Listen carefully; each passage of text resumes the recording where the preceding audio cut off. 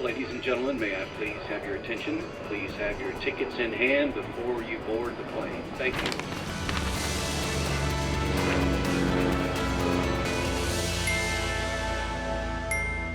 Hello and welcome. I'm Johan Castell and you're watching Wings. On the show today.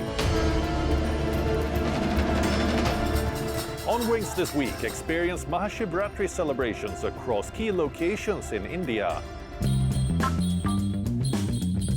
And Etihad's new loyalty experience in Mumbai. We also bring you winter escapes in the Himalayas. And the Olympic buzz sweeping in northern Italy. Let's begin. Celebrating the night of Lord Shiva, Maha Shivratri is here. As devotees mark one of the most sacred festivals in the Hindu calendar, we take you to different centers across India and tell you how Maha Shivratri is celebrated.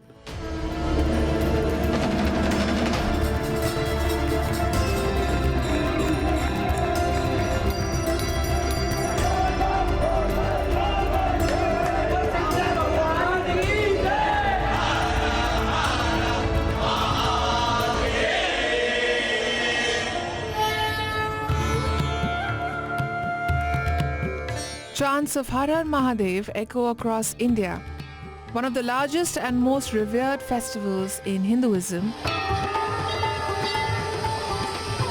dedicated to Lord Shiva, the third god of the Hindu Trinity. This is Maha Shivratri, celebrated on the 14th night of the lunar month of Falgun, the 12th and last month of the Hindu lunar calendar. This day is believed to mark the divine union of Lord Shiva and Goddess Parvati. Also known as the Great Night of Shiva, it signifies the harmony of the masculine and feminine forces present in the universe.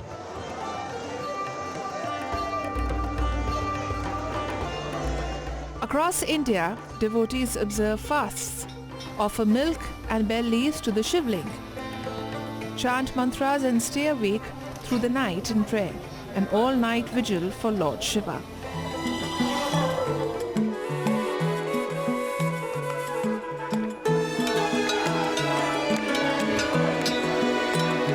This year, Maha Shivratri also coincides with the conclusion of the Magh Mela in Prayagraj, adding deeper spiritual significance.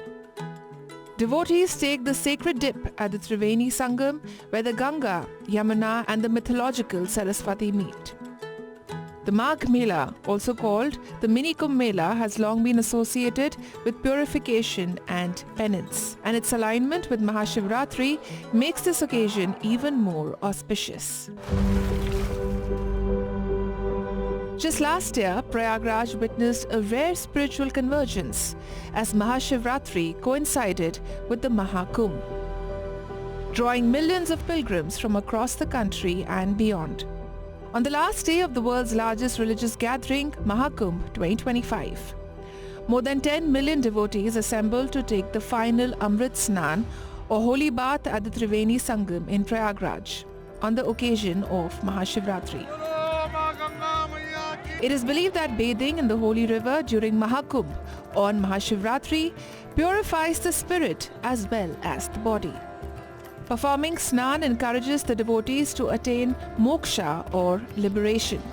The sacred bath on Maha Shivratri during the Maha Kumbh became one of the most significant moments of the festival, reaffirming Prayagraj's place at the heart of India's spiritual geography.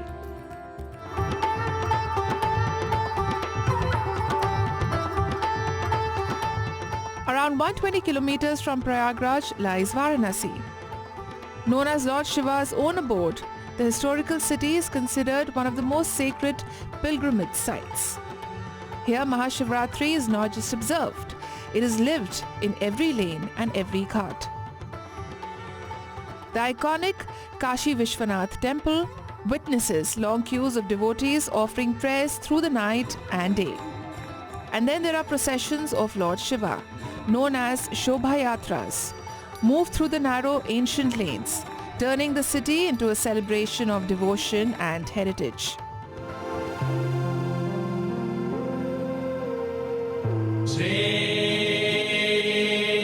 From Varanasi, the spiritual journey moves westward to Ujjain, which is also home to the Mahakaleshwar temple.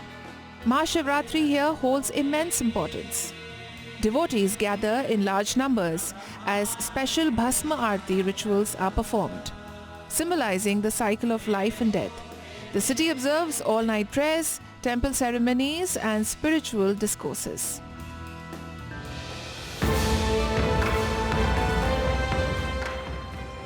Further west, Gujarat marks Maha Shivratri with vibrant fairs and community celebrations. The most prominent among them is the Bhavnath Mahadev Fair in Junagadh. Pilgrims and devotees gather here, offering prayers and taking part in rituals that blend devotion with local culture.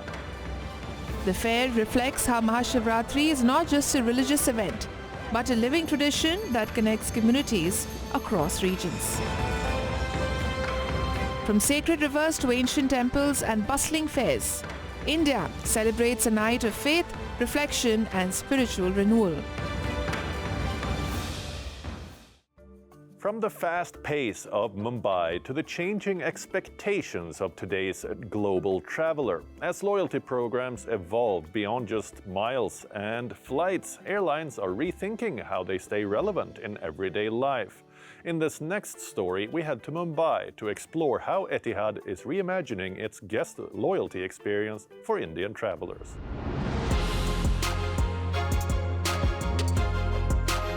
Mumbai, a city that moves fast, thinks big, and for many it rewards ambition. It is also a city where global travel and lifestyle intersect.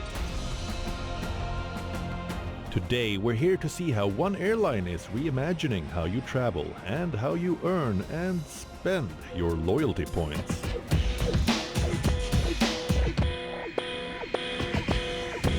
You know, for many airlines, loyalty programs are often more profitable than the core business of just flying planes.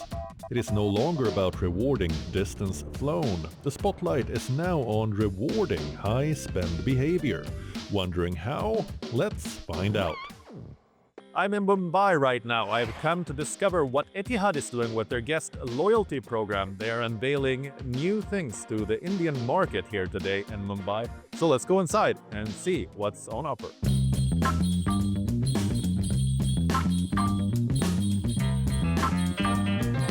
Etihad Guest is presenting itself as more than just a frequent flyer program.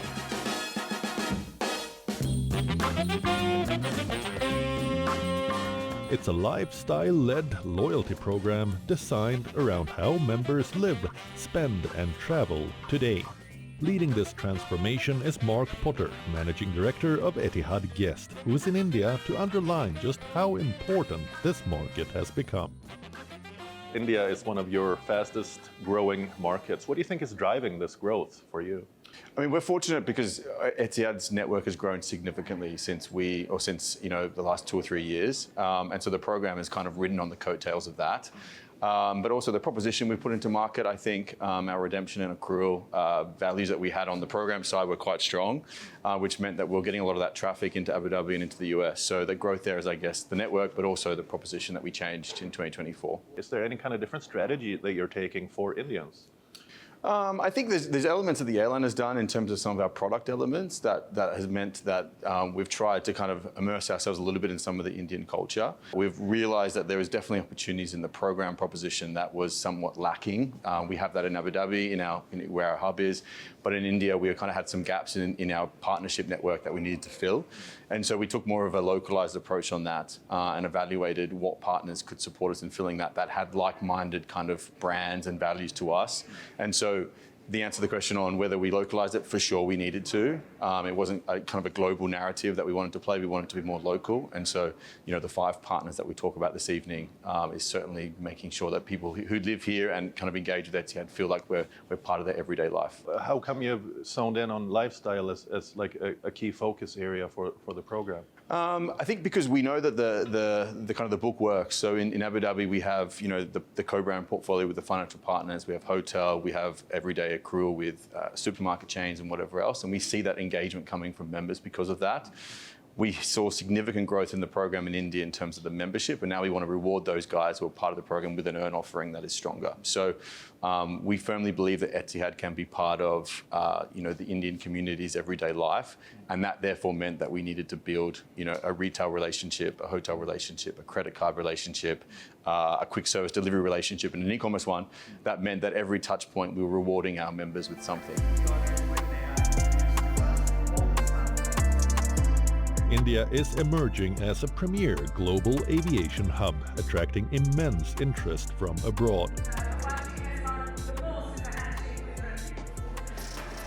As travel soars and expectations rise, loyalty programs are being pushed to evolve. The competition is tough, but the shift is clear. From earning and redeeming miles beyond flights to partnership with everyday brands, this unique loyalty program is embedding itself into daily moments, not merely travel milestones. For frequent travelers like Rajiv Malhotra, those changes are already being felt. It's very, very interesting. When Etihad first started, I think in 2004, everything was different. It was small, but it's been a very pleasant experience because people are very, very nice, warm, friendly. When you start a business, when you start a company, an airline, you don't always get it right. But I found Etihad used to find a way of making it good to you.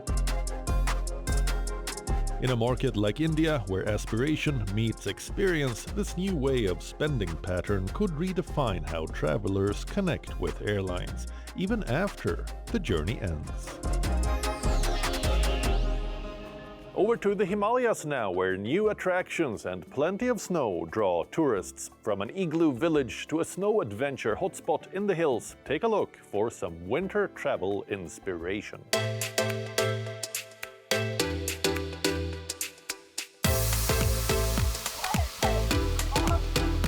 February has given many tourist destinations across the Himalayas plenty of snow, drawing visitors from across the country.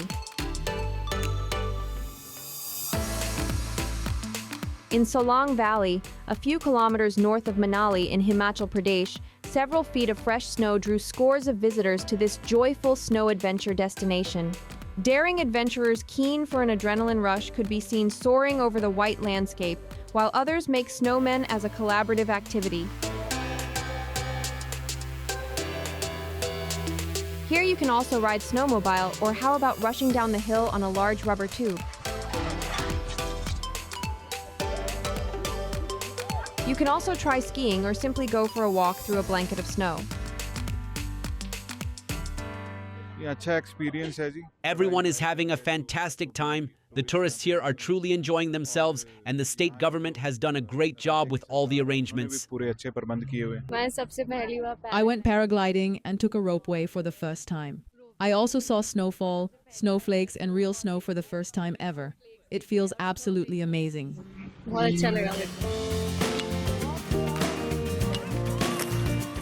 Beyond tourists merely enjoying the snow, there was also the Himachal Ski and Snowboard Championship held here in Solang Valley this month.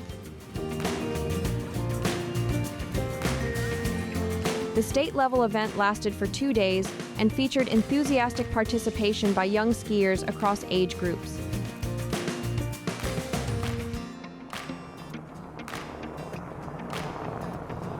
Meanwhile, over in Sethan, a new tourist attraction has emerged. This is Igloo village in Sethan Valley, about 15 kilometers from Manali. As the village is perched on a hill overlooking the valley, the views from this little hamlet are great.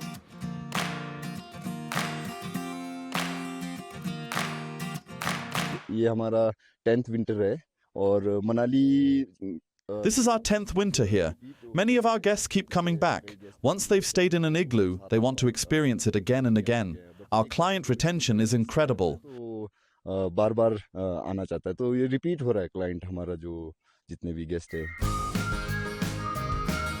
for those keen on a unique winter experience, how about an overnight stay in a real snow igloo? The price for a one-night stay is 11,000 rupees, or $121 for a couple, with transportation costing an extra 4,500 rupees, or around $50. As the 2026 Winter Olympics unfold across northern Italy, the spirit of the Games is being felt far beyond the stadiums. From restaurants to trading centers, here's a look at how Italy is living the Olympics.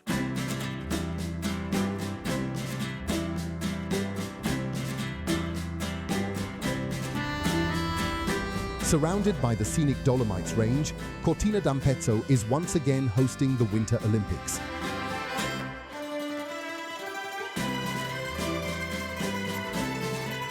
Nearly 7 decades after hosting the 1956 Games, the town has returned to the global spotlight. Known for its scenic mountains and distinctive Italian lifestyle, Cortina has become a popular tourist destination. With a population of just over 5,000, Cortina welcomes tourists from all around the world. The streets are lined with ski shops, espresso bars, and luxury boutiques. Tourism officials say Cortina is focusing on steady, sustainable growth. Currently, Cortina is focusing on utilizing the Olympic Games not just for the event itself, but also leveraging the post-Games period, highlighting the significance of legacy and long-term tourism growth for the destination.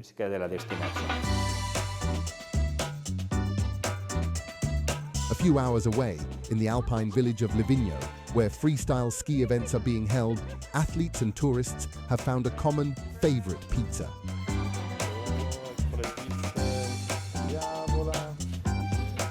Skiers say Italy's simple, high-quality ingredients make it hard to resist, even while training and competing at the Olympics.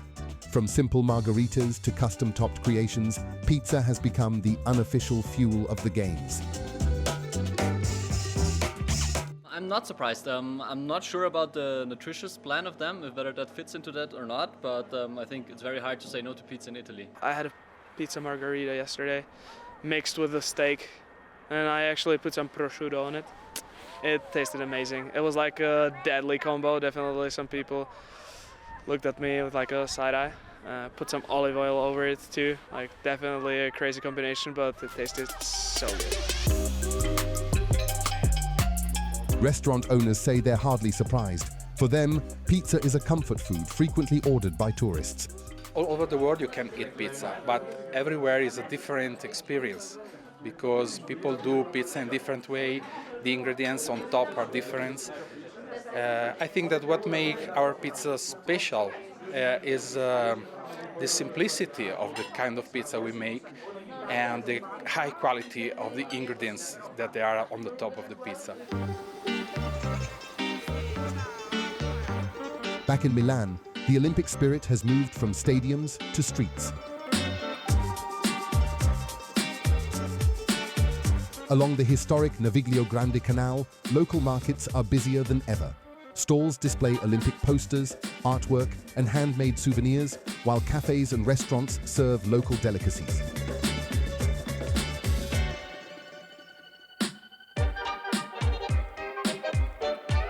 Alongside the Olympics, Italy also offers a unique experience for pin collectors. Collectors from around the world have gathered in Milan to swap, sell, and share small metal souvenirs that carry big stories. For many, pin collecting is about association, not commerce, a way to meet strangers and turn sporting moments into lifelong memories. You meet people through the pins that you would never meet any other time. If I'm wearing a scarf full of pins and a crazy hat, people are going to feel, hey, that guy's approachable. I can walk up to him and talk to him. Where, you know, we go through life and, you know, we might smile or nod our head, but when I'm dressed like a village idiot, people stop and want to talk. From the slopes of Cortina to the canals of Milan, from Olympic podiums to pizzerias and pin trades, the 2026 Winter Games are about people, and the scenic vistas around the Dolomites are sure to make this year's event a once-in-a-lifetime experience. From South America to Asia and Europe, people come together for unique and colorful gatherings. Whether it's floating for a world record, catching lucky beans, or an illuminated run through a Scandinavian city, here's a look at some of the most striking global gatherings.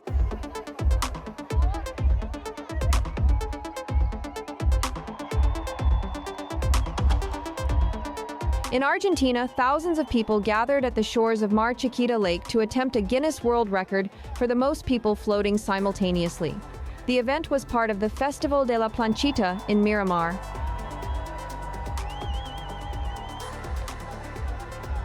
Organizers aim to surpass the previous record of 1,941 people, set in 2017 at Lake Epecuén.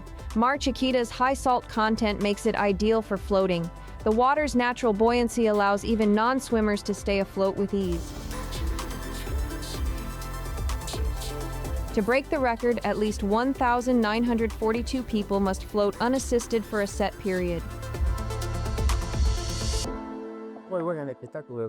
It was really great, the way the water pushes you up, the density of the water, a new experience for me, very nice.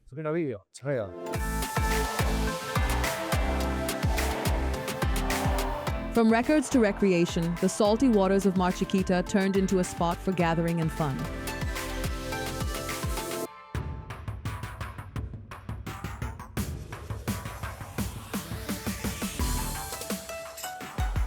Over to Japan, where hundreds gathered at Tokyo's Zojoji Temple to celebrate Setsubun, the traditional festival held on the last day of winter in the lunar calendar.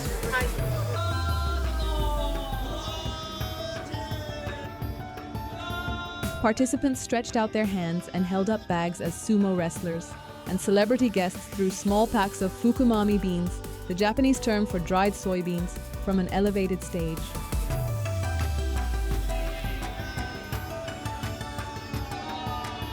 As beans flew through the air, the crowd chanted, "Oni wa soto, fuku wa uchi," meaning demons out, fortune in. The tradition is believed to drive away evil spirits and bring good luck for the year ahead. We were told to eat beans per year of age, which gets harder. We will eat the beans back in the office, hoping that the business does well this year. The Setsubun Festival is about hope, health, and a fresh start, and it marks the arrival of spring with faith and festivity.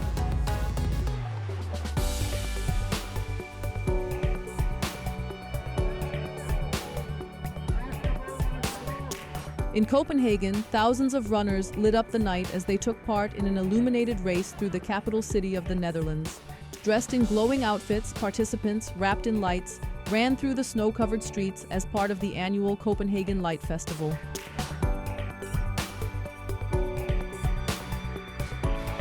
The race offered two routes, 7.5 kilometers and 3 kilometers, to allow as many participants as possible to enjoy the run through the illuminated city. It's fun and really pretty, and I tried it with last year, and I thought it was an experience, so I invited a friend this year.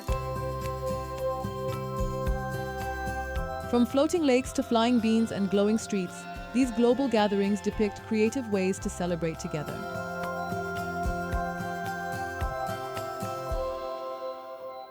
That's all we have for you on the show this week, but we'll be back next week with more travel content for you. Until then, it's me, Johan Castell, signing off. Goodbye.